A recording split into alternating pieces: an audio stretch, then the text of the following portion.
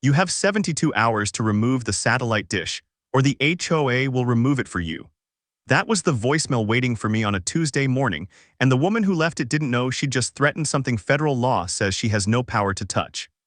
My name's Daniel Reyes, and 3 months ago I didn't know a single word of federal telecommunications law. I was just a guy who liked his quiet street, his 10-year-old dog, and his Sunday football games. I live in a subdivision called Willow Creek Estates, 42 houses arranged around 2 cul-de-sacs, the kind of neighborhood where the lawns are cut on Saturdays and the mailboxes all match on purpose. I bought my house 4 years ago because it backed up to a small greenbelt, and because the HOA dues were reasonable and the rules seemed sane. Trim your hedges, keep your trash cans out of sight, nothing crazy. The HOA board president was a woman named Carol Whitfield.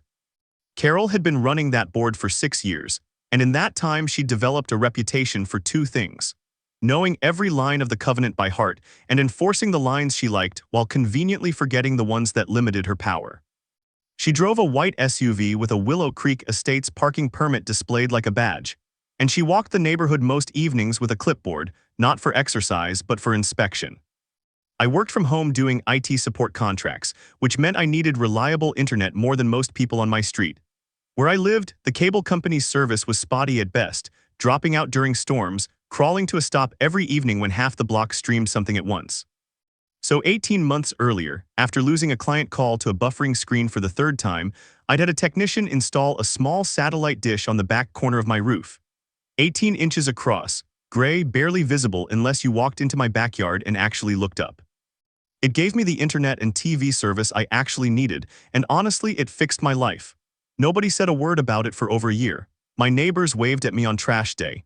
My dog, Baxter, barked at the mail carrier like clockwork every afternoon at 2:15. It was, in every sense, an ordinary life on an ordinary street. Then Carol got a new project and I became her target. It started on a Thursday evening in April with a knock on my door I wasn't expecting. I opened it to find Carol standing on my porch, clipboard in hand, already writing before I said hello. "Mr. Reyes," she said, not looking up, "I'm going to need you to remove that dish from your roof. It's a violation of the community's architectural guidelines." I told her it had been up for over a year with no complaints. She said the guidelines had always applied, and that enforcement was simply catching up. I asked to see the specific rule. She flipped a page and read me a line about exterior installations, antennas, and satellite equipment requiring prior board approval. I told her I'd never seen that clause. She told me that wasn't her problem. 3 days later, the first official notice arrived in my mailbox. Certified mail, HOA letterhead, dated April 9th. It cited Section 7.3, prohibited exterior alterations, and gave me 14 days to remove the dish or face a fine of $200, with an additional $100 added every week after that. I remember standing at my mailbox reading it twice, because the number at the bottom looked less like a warning and more like a bill someone had already decided I owed. I did what most reasonable homeowners do. I called Carol directly. She didn't answer, so I emailed her calmly asking for clarification on when this rule was adopted and whether it had been applied to any other resident with visible equipment. 3 days passed, no response. On the 4th day, I got a second letter, same fine. Same 14-day countdown, except this time it referenced my continued noncompliance, as if my silence had been an admission of guilt rather than someone waiting on an answer that never came. I tried the property management company next, the outside firm the HOA contracted to handle paperwork. A man named Gregory picked up, sounding tired before I'd even finished my sentence. "Ma'am, sorry sir, that notice comes straight from the board," he said. "We just print what they send us." I asked him if he had any record of when Section 7.3 was adopted. He put me on hold for 6 minutes, came back, and told me the file was with Carol. Every road, it seemed, looped back to the same person. That weekend, I decided to actually walk my own neighborhood with fresh eyes, and what I found made my stomach turn. 2 houses down, a window-mounted dish sat bolted to a second-story frame, clearly visible from the street. 4 doors past that, another dish, larger than mine, mounted on a chimney. Neither homeowner had received so much as a phone call. I started asking around, quietly knocking on doors I'd never actually knocked on before. And a neighbor named Priya told me something over her kitchen counter that stopped me cold. Her husband was on good terms with Carol's husband, and Carol had specifically mentioned my name at a board dinner 2 weeks earlier, calling my dish an eyesore that needed to go before summer. Not a rule violation, an eyesore. Her words, according to someone who'd heard them firsthand, sitting 2 seats down at that dinner table.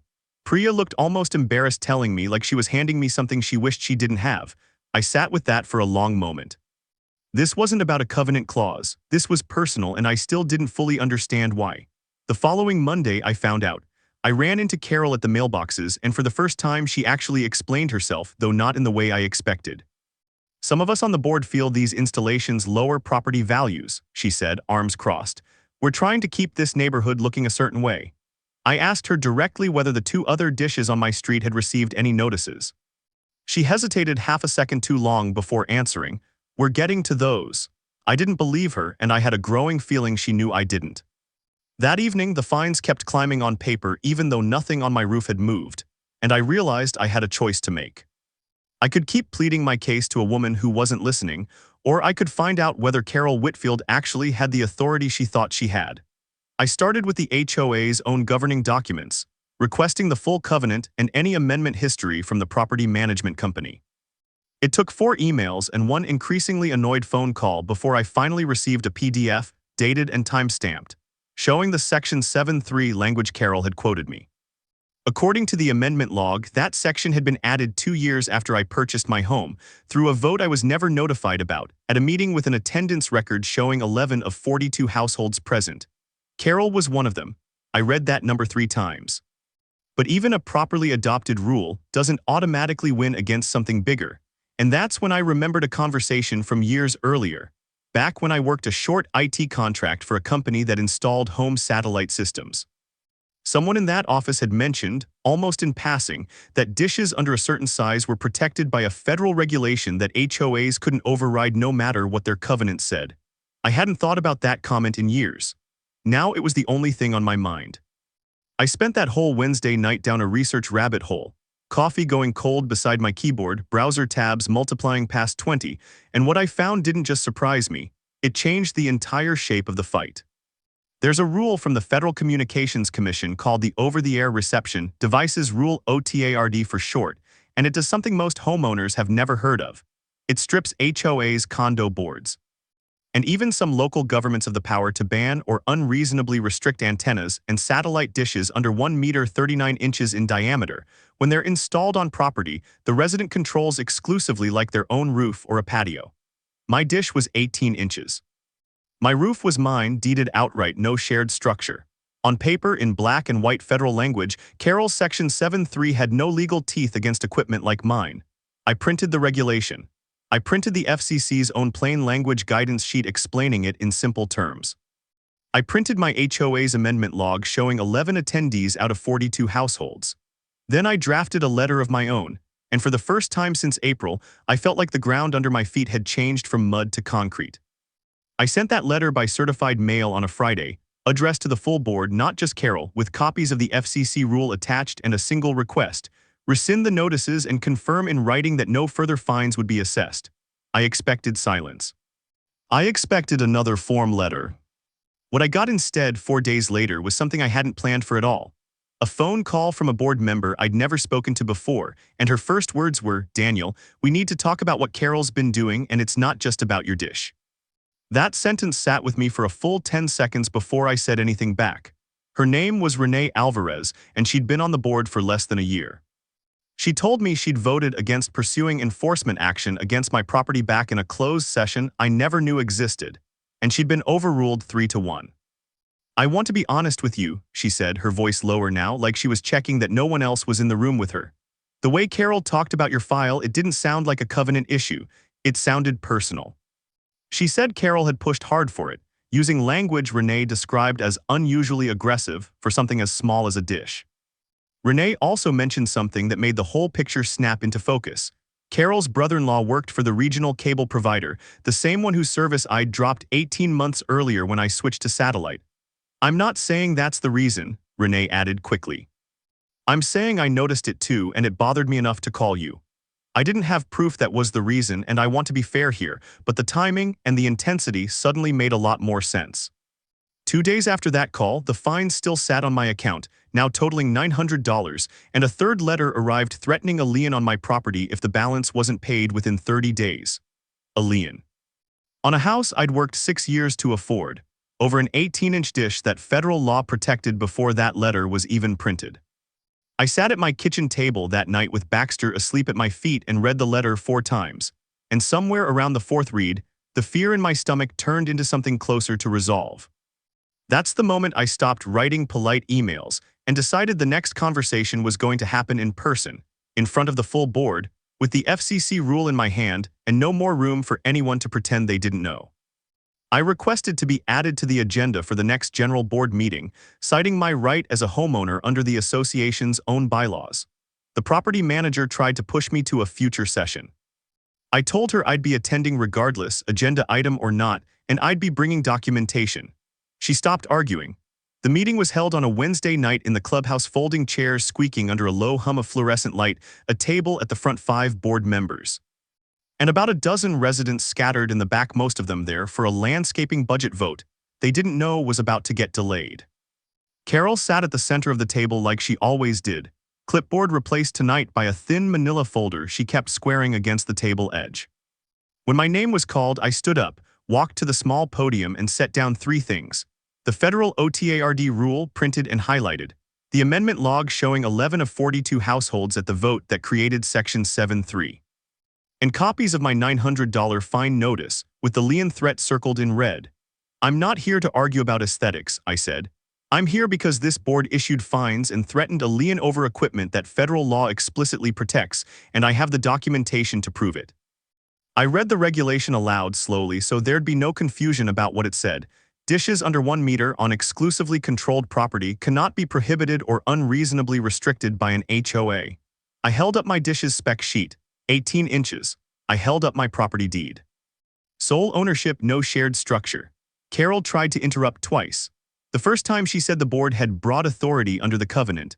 I asked her calmly whether broad authority under a local covenant overrides federal regulation, and I let the silence after that question do the work for me. The second time she said the real issue was consistency across the neighborhood. That's when Renee spoke up from the board table itself and confirmed publicly what she'd told me privately. 2 other dishes on the same street, one larger than mine, had received 0 notices in the same time period.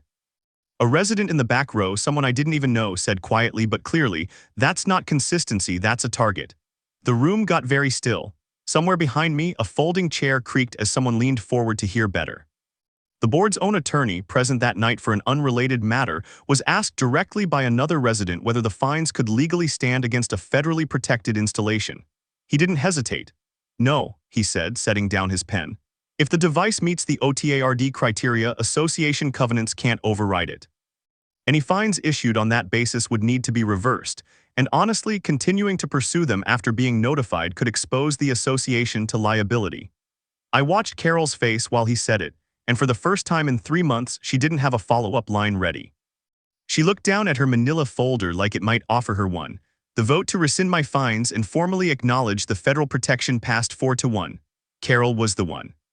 Within a week, I received a written letter from the HOA, on their own letterhead this time, confirming that all fines were void, the lien threat was withdrawn, and my satellite dish installation was recognized as compliant with applicable federal law. I read it standing at my own mailbox, the same spot where 3 months earlier I'd stood reading a very different letter, and the difference in how my chest felt was something I still think about. I keep that letter in a drawer in my office, not because I need it anymore, but because it reminds me what patience and a little research can actually accomplish. Carol didn't get removed from the board that night, but she didn't run unopposed at the next election either. Renee ran a clean, quiet campaign built on one simple promise: enforcement based on facts, not favorites. She won by a wide margin. Carol still lives on the street.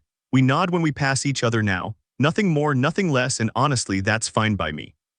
My dish is still up there on the back corner of my roof, exactly where it's been for going on 2 years now, quietly doing its job, protected by a regulation most of my neighbors have never heard of and hope they never need.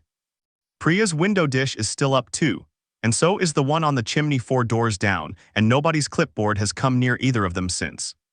If there's one thing this whole mess taught me, it's that an HOA's authority looks a lot bigger from the outside than it actually is once you know where the real lines are drawn. They can write whatever they want into a covenant. They can knock on your door with a clipboard and a deadline, but they can't write federal law out of existence just because it's inconvenient for them. If you've ever gotten a notice that felt wrong in your gut, do what I did. Don't argue on emotion. Go find the actual rule, print it, highlight it, and bring it with you. You might be surprised how fast a 72-hour deadline turns into an apology letter. If this story hit home for you, or if you've got your own HOA nightmare sitting in your inbox right now, drop it in the comments. I read every single one. And if you want more of these real-world justice stories, stick around, hit subscribe. There's a lot more where this came from.